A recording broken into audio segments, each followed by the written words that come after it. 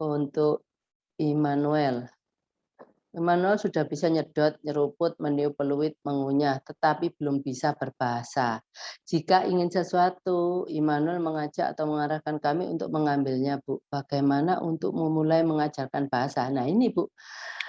Untuk memulai mengajarkan berbahasa lisan, dia harus bisa memproduksi suara untuk berbahasa itu dulu. Maka dari itu saya ajarkan dia harus bisa ngomong A, I, U, E, O. Yang saya baru ajarkan itu adalah huruf-huruf hidup itu. Nah, yang kedua, anak ibu harus punya kosakata, di mana saya sebelumnya saya sudah mengajarkan kosakata reseptif. Nah, itu kita masukkan, walau anak kita belum bisa ngomong, tapi harus diajarkan dan dimasukkan sebanyak-banyaknya. Sampai anak ibu mungkin, anak saya walaupun belum bisa bicara, tapi dia ngertinya tuh banyak. Karena ibu mentarget tiap minggu, ibu ajarkan dengan sengaja berapa suku kata yang harus dia tambahkan untuk 1 minggu. Begitu, Bu. Jadi ibu mengajarkan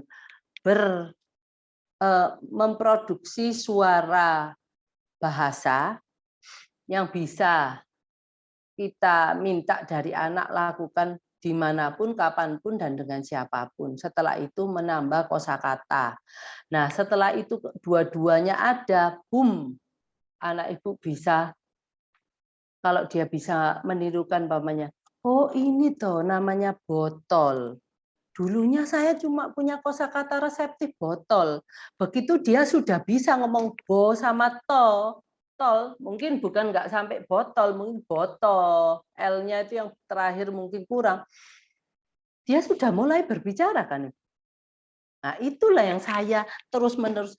Saya tahu ibu-ibu itu lebih ke arah anak saya bagaimana bisa menirukan.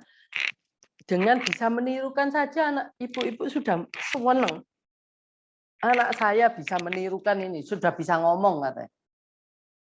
Tapi sebenarnya untuk bisa berkomunikasi diperlukan dua itu. Anak ibu harus bisa komunikasi lisan. Anak ibu bisa memproduksi suara berbahasa dengan mulut.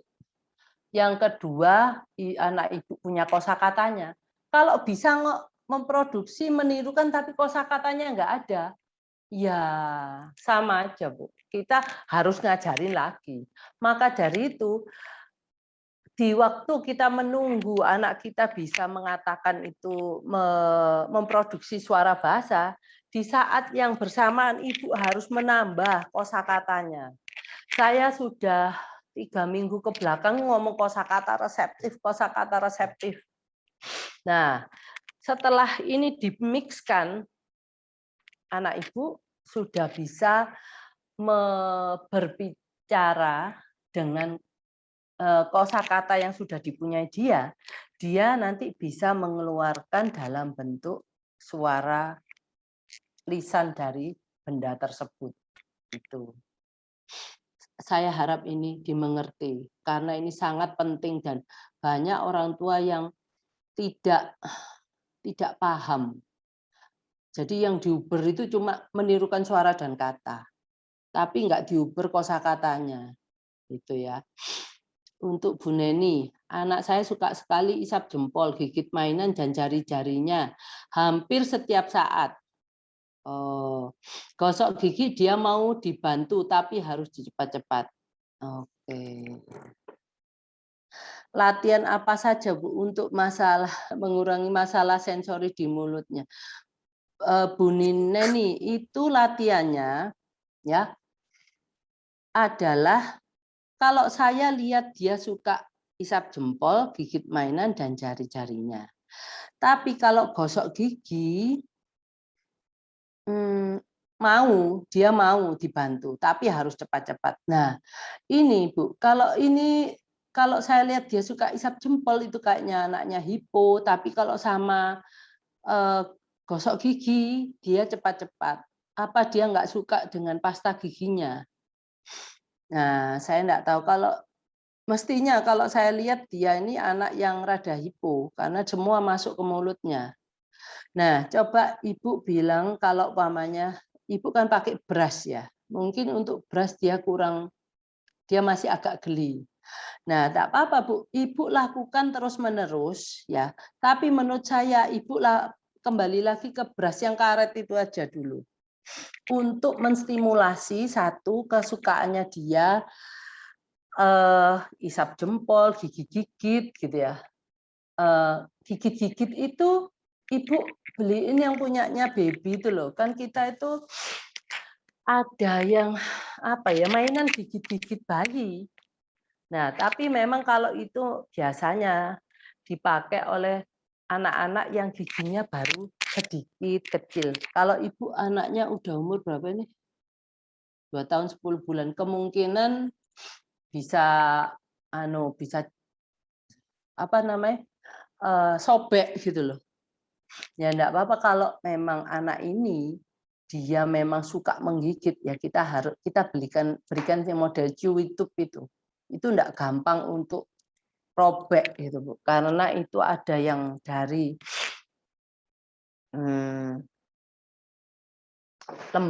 agak lembek sampai yang paling keras gitu loh. Tinggal dia kesukaannya yang mana. Kalau dia memang benar-benar mau memberikan rangsangan terhadap giginya dengan menggigit, mungkin dia agak seneng lebih suka yang ini yang agak keras gitu. Gitu, Bu. Jadi biarkan aja dia menstimulasi mulutnya. Ya. Ibu sekarang coba pakai yang ini dulu, yang karet, gosok gigi karet itu. Nah, tapi kalau yang diminta dia adalah dari sisi menggigitnya, nah itu lain Bu. Itu Ibu harus pakai yang model punya saya. Nanti Ibu hubungi saya aja, karena itu biasanya nggak tahu ya. Saya ada banyak di luar ada yang jual nggak? Ibu belikan itu ya. Jadi itu nanti kalau Ibu berikan dengan jadi anak 2 tahun ya, 2 tahun, hampir 3 tahun. Ibu berikan itu, jadi supaya kita tuh punya waktu-waktu di mana dia boleh menggigit mainannya atau apa, tetapi di luar waktu itu enggak boleh. Nah, supaya anak kita enggak terkesan kelihatannya itu ya apa, nah ini kok sukanya gigit kan udah 3 tahun kan, ya nanti kalau tambah gede lagi kan lebih nggak appropriate kelihatannya. Jadi Ibu memang harus berikan jadwal-jadwal dalam satu harinya, memberikannya jam berapa saja. Jadi supaya satu, kalau untuk urusan sikat gigi, itu Ibu terus lakukan, supaya sensitivitasnya dia, kegeliannya dia mungkin dengan berasnya itu akan cepat berlalu. Tambah lama, tambah agak lama waktunya. Dia kan mintanya cepat-cepat, tapi kan dia nggak terlalu menolak. Jadi Ibu bisa berikan lebih lama lagi. Kalau untuk isap jempol, Ibu ngomong nggak boleh isap jempol. Bisanya kasihkan mainan yang memang untuk digigit. Jari-jarinya juga nggak boleh, karena nanti itu mungkin bisa apa ya, kalau mainan jempolnya disedot terus itu nanti bisa kayak itu loh, jari-jarinya itu kalau kena air liur terus kan bisa basah dan ya apa ya, enggak, dan juga itu enggak akan sangat sulit nanti kalau sudah kebiasaannya dia seperti itu. Jadi dia gigit mainan atau isap-isap mainan enggak apa-apa, tapi enggak boleh isap jempol sama jari-jarinya. Karena mainan bisa dibuang, tapi jarinya enggak bisa dibuang, Bu. Kan sama dia terus.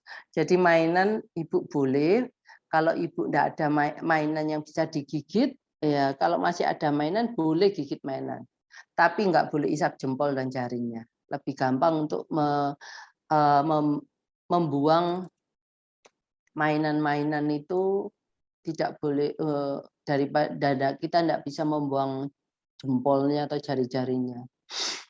Untuk Bu Heni, anak saya usia 2 tahun masih sering ngeces, diajar sikat gigi nggak bisa lama dulu ngomong Itu Bu, yaitu yang menghilangkan sensitivitas pakai sikat gigi karet itu dulu Bu. Ya, untuk dulu saya sudah mengajarkan sensitivitas dalam mulut itu Ibu stimulasi pipi bagian dalam, gusi atas, gusi bawah, bagian kanan, gusi atas kiri, bawah kiri. Terus habis itu lidah, tapi nggak boleh terlalu ke dalam karena dia bisa oek. Ya. Terus bibir itu. Kalau Ibu Heni mengikuti saya itu ada di anu saya. Dulu di YouTube saya itu mengurangi sensitivitas. Bu, anak saya sudah bisa A, I, U.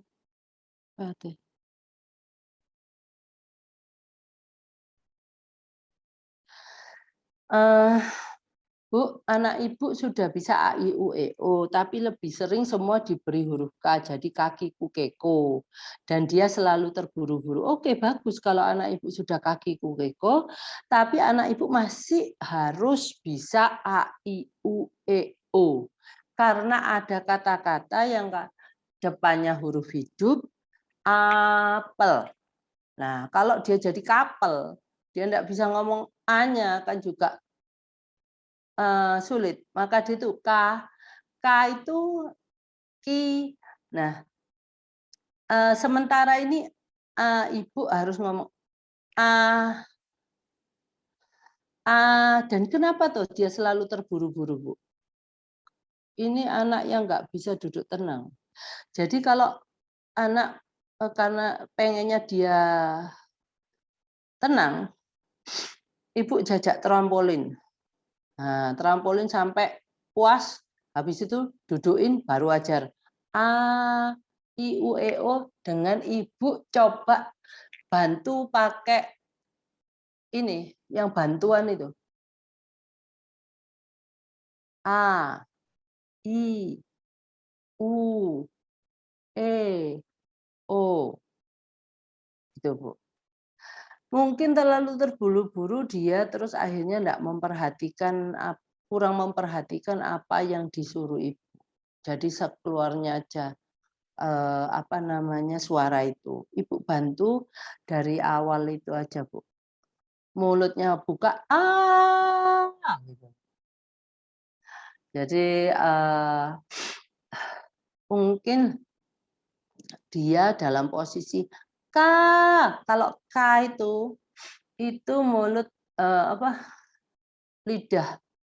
lidahnya itu di lidah bagian belakang lagi ke atas gitu loh.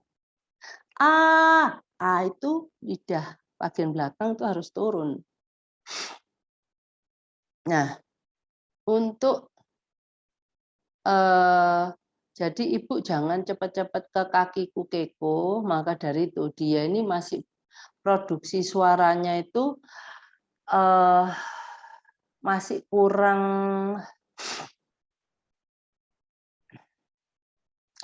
kurang expert dalam mengelola mulutnya itu.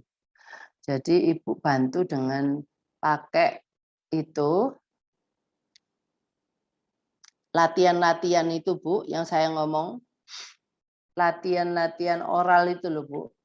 Nah, itu bisa membuat dia itu banyak posisi yang akan dibantu pada waktu latihan oral. Jadi untuk meniup sama menyedot itu kan lain. Jadi percaya aja lah, latihan oral ini membantu banyak, Bu, untuk bisa keluarnya kata-kata atau suku kata ataupun huruf dengan pronunciation yang lebih benar. Gitu. Anak saya suka tertawa sambil tepuk tangan.